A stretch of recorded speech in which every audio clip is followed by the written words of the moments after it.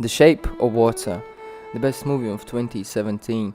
Was it really the best piece of cinematography of the last year? Well, jokes aside, let's look into it. If we distill the plot into a few sentences, it is a story of a girl that feels detached from the world. Nevertheless, with the help of her friends and despite the efforts of the powerful enemy, she finds her true love and home.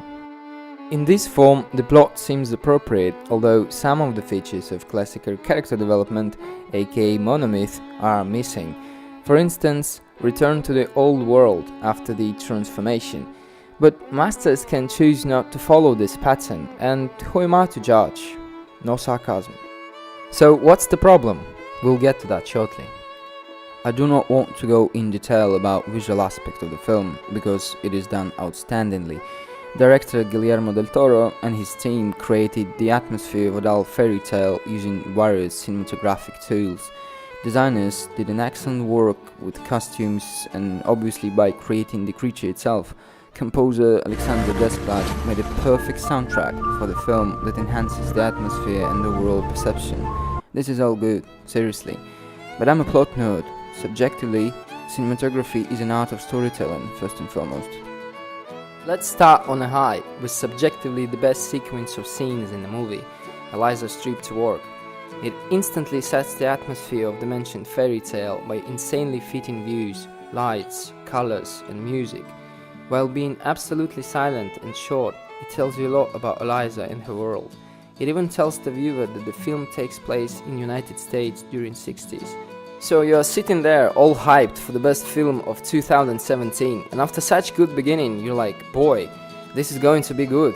Who is the villain in this fairy tale? Is he more like the Joker? Well, not this one for fuck's sake, or like Warden Norton from The Shawshank. But wait, let the director reveal this.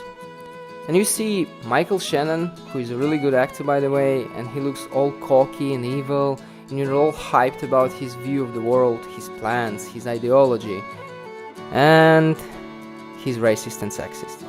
You immediately start to worry that from that moment it will go for SJW theme. But wait, maybe he has some deep reasons for that which will reveal multiple layers of his personality. And no, he's a dick because he is a dick. Like, seriously, in this scene with the family, I expected that he has some problems at home, or maybe he'll have some dialogue with his wife about childhood, or war, or job, or whatever, for fuck's sake. No, he's a well-paid, presumably, strong, healthy man with loving wife and kids. He's the villain because, well, because fuck you, that's why. And this is the biggest problem of the movie. Dead villain. When you ask yourself, Strickland, he's what? He's a dick. Okay, why? I don't know. What is his motivation? Well, to deliver? You deliver, that's what you do, you deliver, right?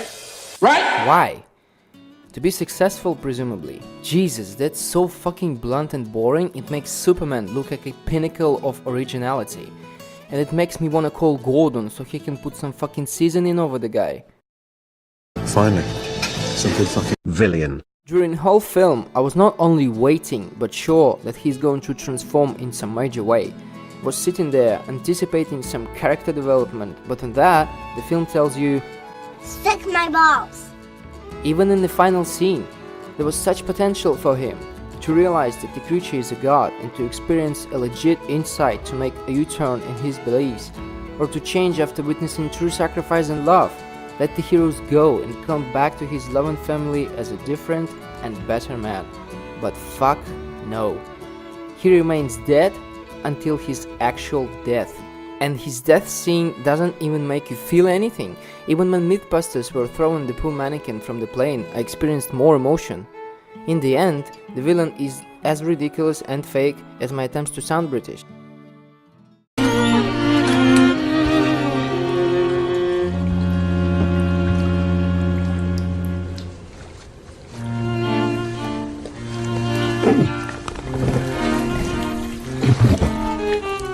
Hey, stop! Why? I just don't get it. I always catch you fuckers watching this sick shit. This is sickening! Jokes aside, the romance line is another issue of the movie. Why did it happen again? Because they liked music and she fed him eggs? Because he's as impaired and oppressed as she is, or because they both feel like a fish out of the water? Well, okay, elaborate characters on that. To me, it seemed like they were getting to know each other, and suddenly she hopped on the fish dick. By the way, I totally agree with this Dank review of the film, where a guy rated the film 1 star because we don't get to see the fish dick. Also, fish has scales, which are sharp. Does he have scales on his dick? If he does, how's she still alive? Well, okay, never mind. I do understand how and why this relationship started, but how it transformed into romance, and why so quickly with so little interaction. Like bruh, fuck Tinder, go for fish, they seem to be much easier. Imagine that E.T. gets a blowjob at the end of the movie.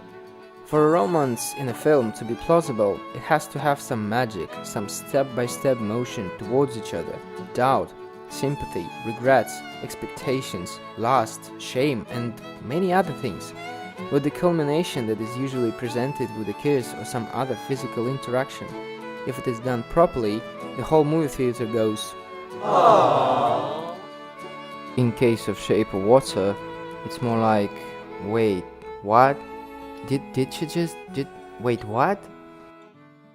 There are other elements of the movie, like references and symbolism, namely Beauty and the Beast, all musicals, scars turning into gills in the end, lack of voice, Delilah and Samson myth, and etc. They seem to me as a cherry on a cake, but if a cake is a scooter pie, it doesn't matter. I don't get it. Short for scooter pie. I hate scooter pies. Oh. And don't get me wrong, the film is not bad at all, it's just far from great. And you expect something outstanding from the best picture. So why is it the best movie again? Version 1. I'm retarded. Seriously, some random guy goes ranting on the best picture that was done by some respected and well-known people in the industry and then voted by the members of the Academy. Fuck off and go watch first season of True Detective for 21st time, you prick. Version 2. Other films that year were not just good enough. Well, no, this is not the case. Additionally, you have to bear in mind the system by which films are chosen to be nominated for an Oscar, which is actually a subject for another video. Version 3. It has some non-cinematographic element to it. You're not surprised, aren't you? The picture discusses the problems of a girl without a voice, supported by a gay man and a black woman. On top of that, she is confronted by extremely sexist and racist scary white man, which is high-ranked. It is the conflict of the oppressed versus the oppressors. Check your privilege, bruh. It's time for the final test. So what you're going to have to do to prove you belong with PC is go out there and check someone's privilege. Finally, yes! Those are important topics, I'm serious, and they have to be discussed and solved. Humanity have to move in the direction of bright and free future for everyone. But can cinematographers stop pushing the theme into our throats with every fucking movie lately? Like, please?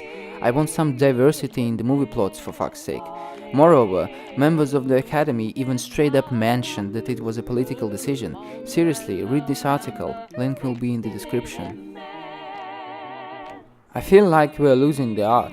I was so disturbed by this that I lifted my lazy ass from the couch and made my first video ever. Art and humor were always the islands of free expression and speech.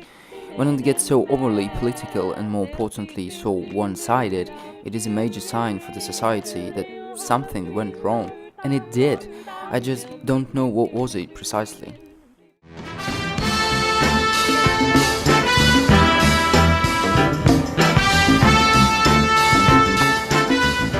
In 1976, a film called Rocky won an Oscar as the best film. It was a debatable decision considering that the quality of cinematography was not so high and the budget was low. But it was insanely popular and some members of the Academy told that they voted for it because of general desire for hope in the United States. Hope for things to get better, for a new start, a new spiral of development of the society and art. In 2018, we hope for the same.